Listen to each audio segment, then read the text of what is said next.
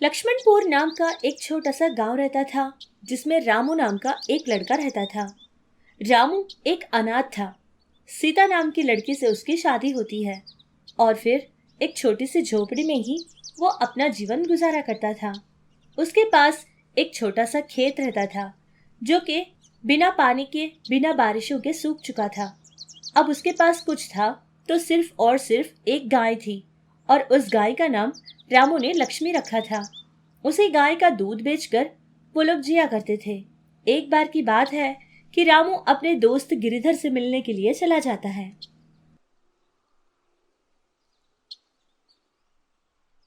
गिरिधर, कैसे हो? क्या बताऊं। जैसे तैसे बस जी रहा हूं। लगता है भगवान को मुझ पर दया ही नहीं है। एक तो बारिशें नहीं हो रही और मेरा खेत भी सूखा चला जा रहा है। एक तो पैसा नहीं मिलता और कर्जा तो अदा होने का जैसे नाम ही नहीं। पता नहीं क्या करूं।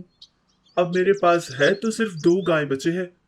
उनका दूध बेचकर जितना पैसा मुझे मिल रहा है उसमें घर का पोषण तो कर रहा हूँ। और इतने में पता चला कि एक गाय मेरी गर्भवती हो गई है और वो थोड़ी बीमार भी है। हाँ दोस्त, ये तो तुम्हारे साथ बहुत गलत हुआ। कुछ महीने गुजर गए थे। फिर एक बार गिरिधर रामू से मिलने के लिए उसके पास आता है। यार रामू, मेरी गाय ने बहुत खूबसूरत से गाय के बच्चे को जन्म दिया है, लेकिन वो गाय मर गई यार। अब क्या करूं, कहाँ जाऊं, कुछ समझ नहीं आ रहा। मेरे पास जो 2 गाय थे उनमें से एक मर गई और दूसरी दूध तो देती है, लेकिन अगर वो गाय का बच्चा उसका दूध पी जाएगा तो मैं क्या बेचूंगा, घर का पोषण कैसे करूंगा। क्या तू मेरी सहायता करेगा उस छोटी सी गाय को संभालने में? अरे गिरिधर, तू परेशान मत हो। तेरी परिस्थिति मैं समझता हूँ। तेरे गाय के बच्चे को मैं अपने साथ ले जाऊंगा। इस तरह रामू उस गाय के छोटे से बच्चे को ले जाकर लक्ष्मी के पास छोड़ देता है। उस छोटे से गाय के बच्चे को देखकर वो गाय भी बहुत खुश होती है और उसका नाम भी वो लोग तारा रखते हैं। धीरे धीरे वो गाय यानी कि लक्ष्मी तारा के बहुत करीब हो जाती है। सब कुछ ठीक ठाक चल रहा था।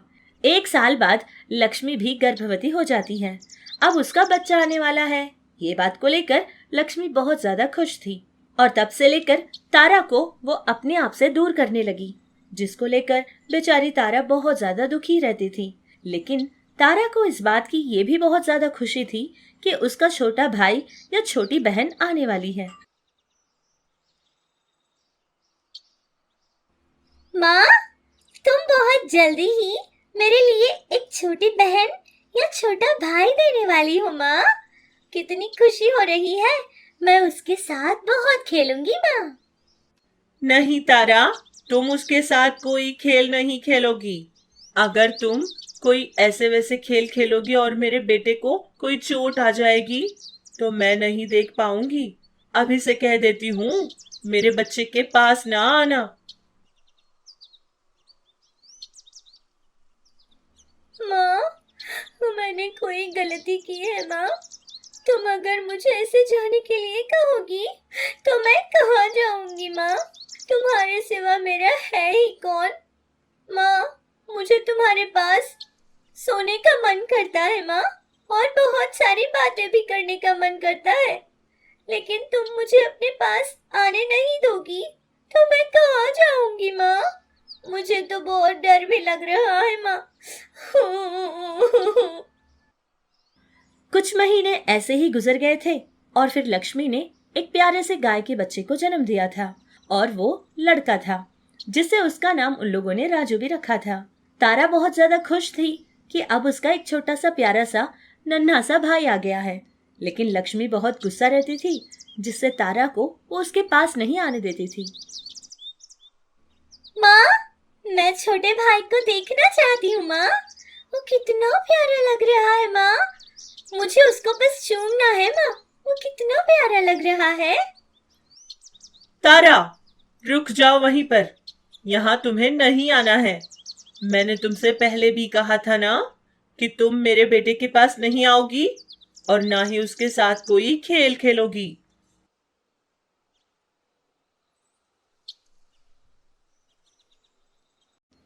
ऐसे ही कुछ दिन गुजर गए थे।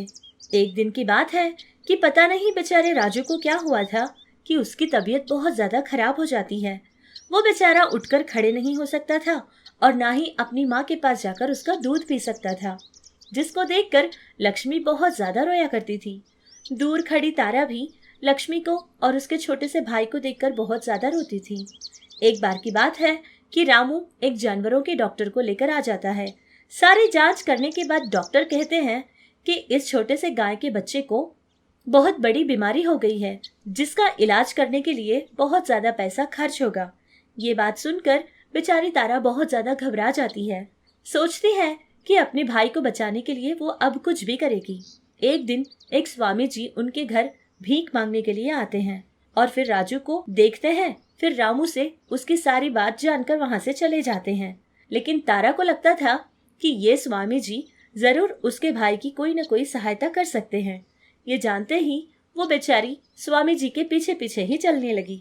ऐसे ही बहुत दूर जाने के बाद वो स्वामी जंगलों में पहुंच गए थे और तारा भी उनके पीछे पीछे जाकर कुछ समय बाद उनके आगे जाकर खड़ी हो जाती है और फिर अपने भाई की रक्षा करने की मांग करती है। स्वामी जी, मेरे भाई की जान बचा लीजिए। देखो बेटी तारा, मैं तुम्हारा दर्द समझ सकता हूँ, लेकिन ये मेरे हाथों नहीं होगा बेटी। लेकिन हाँ, एक उपाय तो जरूर है, लेकिन इसमें बहुत बड़ा खतरा है। कोई बात नहीं स्वामी जी, चाहे कितना भी बड़ा खतरा क्यों ना हो, मैं अपनी माँ के लिए करूंगी, क्योंकि मैं अपनी माँ को ऐसे रोता हुआ बिल्कुल नहीं देख सकती। दया करके मुझे क्या करना है बताइए स्वामी जी। हे ईश्वर, ये तुमने मुझे कहाँ फंसा दिया। ठीक है सुनो, यहाँ से कुछ दूर तुमको जाने के बाद एक छोटी सी नदी बहती हुई नजर आएगी। उसके पास तुमको जाना होगा और फिर जो इच्छा तुम्हारे मन में है उस इच्छा को भगवान से मांगनी होगी। फिर उसी नदी में कूदकर तुम्हें अपने प्राण को त्याग करने पड़ेंगे और तब जाकर तुम्हारा छोटा भाई बच जाएगा और तुम्हारी माँ भी खुश रहेगी। अरे बस इतनी सी बात, मैं ये जरूर करूंगी स्वामी जी।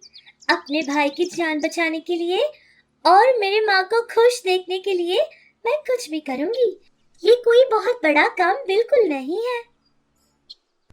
ये बात सुनकर तारा ने ठान लिया था कि उसके भाई की जान बचाने के लिए वो अपने प्राण त्याग करेगी। इतना सोचने के बाद वो उस नदी में छलांग लगाती है और अपनी जान दे देती है। लेकिन शायद भगवान उसके साथ थे, इसीलिए उस पानी के अंदर से एक देवता बाहर आती है और फिर दोबारा से तारा की जान उसको वापस लौटा देती है। बहुत ज्यादा तारीफ भी करती है कि ऐसे मन वाले बहुत कम होते हैं। इतनी बात कहकर वो अपनी माया शक्तियों से उसको आशीर्वाद देती है, जिससे तारा अब बात भी कर सकती थी। उसको ये भी वरदान देती है कि तुम जिसको देखकर जो चाहोगी वही होगा और वो सोने की तरह बदल जाएगा। और फिर तारा बहुत ज्यादा खुश होकर देवता का धन्यवाद कहकर वहां से अपने घर पहुंचती है। जो देवता नदी के अंदर दिखाई दी थी वही देवता लक्ष्मी के पास आती है और फिर सारी बात बताती है कि उसके छोटे भाई के लिए और लक्ष्मी के लिए तारा ने अपने प्राण भी त्याग किए थे। ये बात सुनकर लक्ष्मी बहुत ज्यादा रोने लगती है, क्योंकि उसने हमेशा तारा से बहुत ज्यादा बुरा व्यवहार किया था, जिससे ये बात को जानकर भागती हुई उसके पास जाती है। तारा, मैंने तुम्हारे साथ बहुत अन्याय किए थे बेटा, हो सके तो मुझे माफ कर दो। नहीं माँ, आप ही मुझे माफ कर दीजिए अगर जाने अनजाने मैंने आपको कोई दुख दिया हो। लेकिन माँ, मेरे छोटे भाई की जान बचाना तो मेरा कर्तव्य है माँ। देवता ने जो शक्तियां उसको दी थी, उस शक्तियों का इस्तेमाल करके तारा रामू से बातें करती थी और जो कुछ भी उसके साथ हुआ था सारी की सारी बात वो रामू को बता देती है। और जिसको देखकर वो चाहती थी वो सोना हो जाए, वो ऐसे ही हुआ भी करता था, जिसको बेचकर रामू एक बहुत ही बड़ा सा घर बनता है। तब से लेकर रामू, लक्ष्मी और राजू, उसके साथ साथ तारा भी बहुत ज्यादा हंसी खुशी मिलकर जीने लगे, जिसको देखकर रामू बहुत ज्यादा खुश भी हुआ करता था। रमन नाम का एक गरीब आदमी रहा करता था। उसकी पत्नी सीता, छोटी बहन विमला और उसके दोनों बच्चे भी रहते थे। इन सब लोगों के साथ मिलकर ही रमन अपना जीवन गुजारता था। रमन बहुत ज्यादा गरीब था और वो फल बेचने का काम करता था। उसके पास फल जाकर खरीदने के भी पैसे नहीं रहते थे और उस गांव में जो आदमी फल बेचा करता था वो बहुत ही ज्यादा लालची इंसान होता था। रमन उसी से फल खरीदा करता था। एक बार की बात है कि रमन के पास बहुत कम पैसे होते थे और उन पैसों को लेकर रमन फल खरीदने के लिए उसी व्यापारी के पास जाता है और उससे कहता है, साहेब, हमारे पास इतना ही पैसा है, आप इन पैसों को लेकर कुछ फल मुझे दे दीजिए, मैं उन फलों को ले जाकर बाजार में बेच लूंगा। अरे भाई रमन, क्या बोले जा रहे हो? इतने पैसे में तुम्हें फल ला कर दूं? ना बाबा ना, इतने पैसों में तो कुछ ना होवेगा थारा। तने तो पता ही है आजकल मार्केट का दाम कितना ज्यादा चल रहा है। मैं इन पैसों में थारे को कुछ ना दे पाऊंगा। अब जा भाई यहाँ से किसी और दुकान में मांग लेना। अरे ना साहेब, ऐसा तो ना कहिए।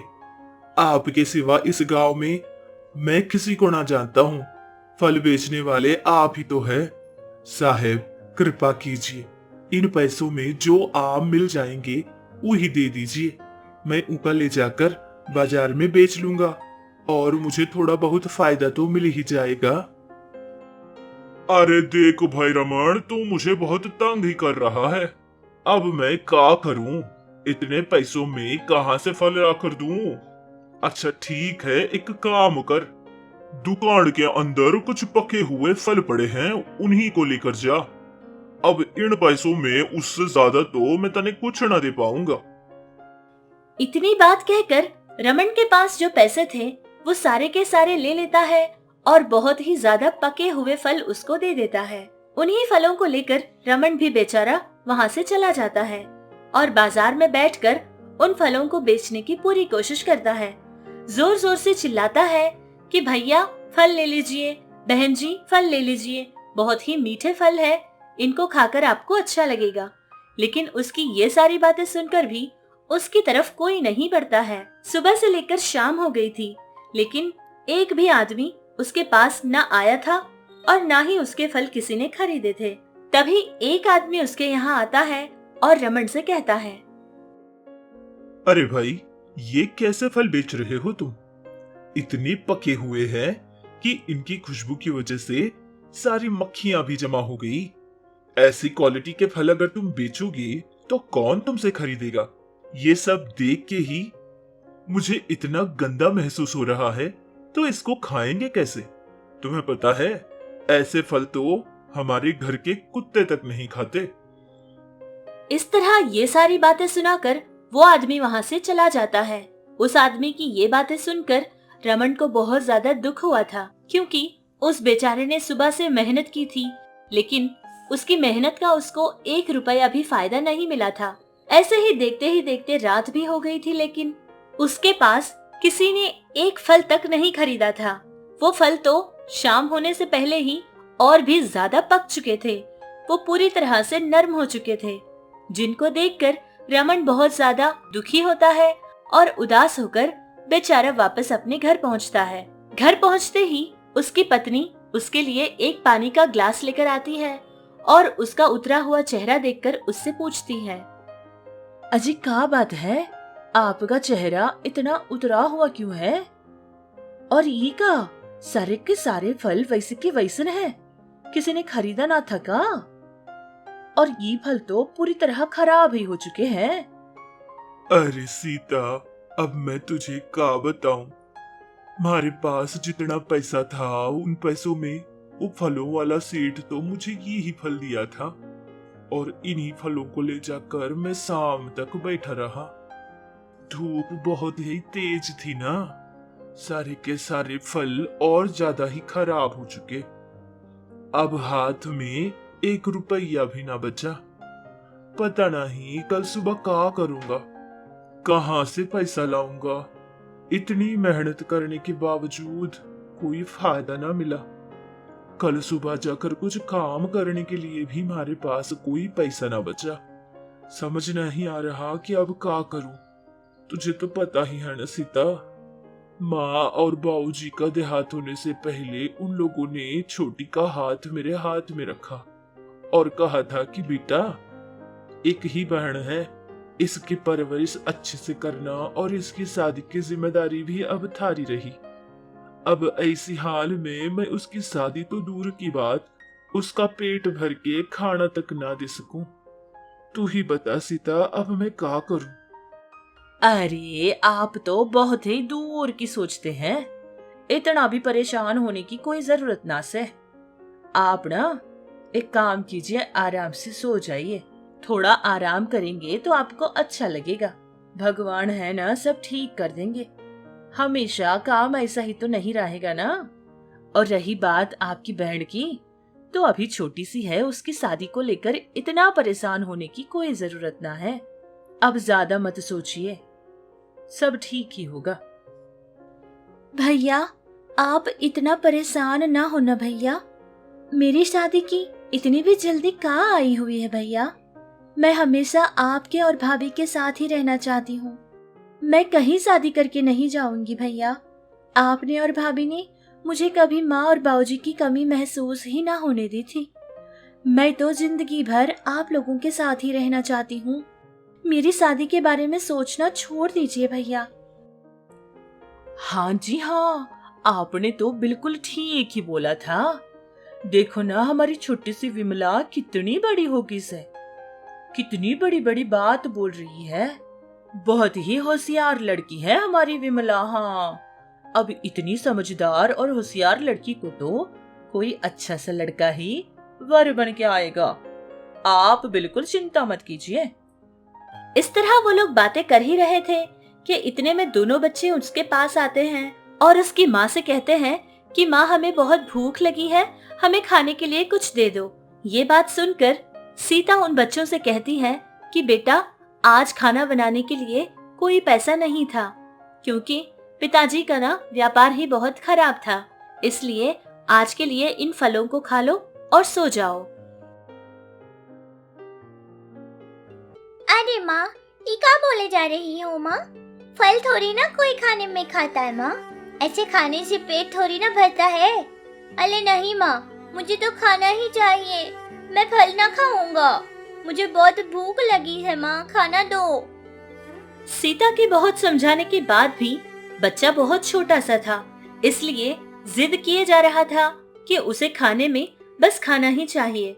इतने में किसी के दरवाजा खटखटाने की आवाज सुनाई देती है। रमन जाकर दरवाजा खोलकर देखता है कि उनके घर के आगे एक भिखारी खड़ा हुआ था। बेटा, सुबह से सारे घरों के चक्कर लगा लगा के मैं थक चुका हूँ बेटा। कल से मैंने कुछ नहीं खाया है, मुझे बहुत ही भूख लगी है बेटा। अगर तुम्हारे पास कुछ खाने को है तो दे दो, भगवान तुम्हारा भला करेगा बेटा। अरे चाचा जी, कोई फर्क ना है, तुम ऐसे अपना मुंह खोल के मांगते हो और मैं किसी से मांगता ना हूँ। बस यही फर्क रह गया तुम में और मुझ में। वैसे ठीक है, तुम्हें देने के लिए हमारे पास कुछ ना है सिवाय इन पके हुए फलों के। देखो चाचा जी, अगर तुम इतने भूखे हो तो इन फलों में से कुछ खा लो अगर तुम चाहते हो। इसके सिवा मैं तुम्हें खाना ना दे सकता, क्योंकि हमारे पास वो है ही ना। रमन की कही ये बात सुनते ही वो भिखारी अपना हाथ उस बोरिये में डालता है और उसमें से एक आम को निकालकर खाता है और बचे हुए फलों के ऊपर वो अपना हाथ रखता है। देखते ही देखते उस टोकरी के अंदर रहने वाले सारे के सारे आम सोने के बन गए थे। वो इतनी चमकदार तरीके से चमकने लगे कि उनका घर भी पूरी तरह से रोशन हो गया था, जिसको देखकर पति पत्नी बहुत हैरान होते हैं। उनकी हैरानगी को देखकर वो भिखारी उनसे कहने लगता है, रमन, जिसकी तुम लोग हर दिन पूजा करते हो, मैं वही भगवान हूँ और आज मैं तुम्हारे सामने प्रकट हुआ हूँ, क्योंकि आज तक मैंने तुम्हारी जितनी भी परीक्षा ली, तुम हर परीक्षा में कामयाब रहे हो और तुम्हारी इस सफलता को देखकर मैं प्रसन्न हो गया। रमन, तुम एक नेक और सच्चे इंसान हो और मेहनती भी हो, इसलिए तुम्हारे मेहनत का फल आज मैं तुम्हें दूंगा। इन सोने के फलों को लेकर तुम अपनी सारी समस्याओं को दूर कर लो और अपनी छोटी बहन का विवाह भी कर दो। एक बात हमेशा याद रखना रमन, जो भी जरूरतमंद व्यक्ति तुम्हारे पास आएगा और तुमसे सहायता मांगेगा तो तुम बिना सोचे समझे उसकी सहायता करोगे। मैं हर किसी के आगे नहीं आता हूँ। हर भक्त को मेरा अनुग्रह नहीं मिलता, जिसको मिलता है वो बहुत ही भाग्यशाली होता है रमन, ये तो तुम जानती ही होगी। इतनी बात कहकर भगवान वहाँ से गायब हो जाते हैं और तब से लेकर रमन की जिंदगी खुशियों से भर गई थी। इतना ही नहीं, रमन ने अपनी छोटी बहन की शादी भी बहुत ही धूमधाम से कर दी थी, जिससे अब सारे के सारे लोगों की जिंदगियों में भी खुशियाँ भर गई थी। उनकी जिंदगी में कोई कमी नहीं बची थी।